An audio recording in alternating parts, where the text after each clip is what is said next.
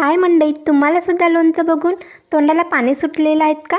तर आज आपण करणार आहोत एक वर्षभर टिकणारं आणि 3 किलोचं लोणचं करणार आहोत आपण.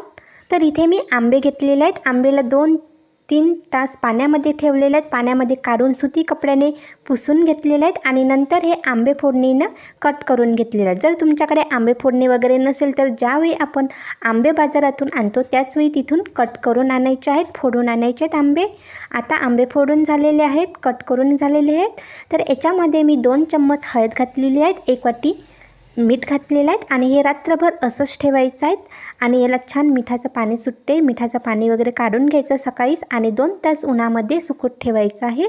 तर चला मसाला बघून घेऊयात. इथे मी 1 वाटी मोहरी घेतलेली आहे, 1 वाटी मोहरीचा दायवा घेतलेला आहे, 1 मोठी वाटी लाल तिखट, 1 मोठी वाटी मीठ घेतलेलं आहे आणि 3 चम्मच मेथीदाणे, 10-12 काळे मिरे घेतलेले आहेत आणि लवंगा घेतलेल्या आहेत 7 ते 8 आणि 2 इंच दालचिनीचा तुकडा घेतलेला आहे, 2 घेतलेले आहेत आणि हिंग घेतलेले आहे 2 चम्मच. आता तेल मी इथे अर्धा किलो म्हणजे 3 किलो लोणचं आहे तर अर्धा किलो मी तेल गरम करायला ठेवलेलं आहे. छान गरम होऊ द्यायचं आहे.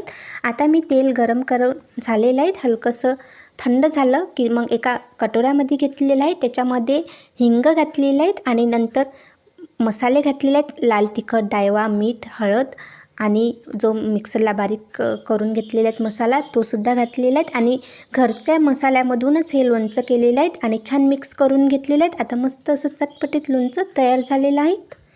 तुम्हाला जर ही रेसिपी आवडली असेल तर लाईक करा. पुन्हा भेटूयात.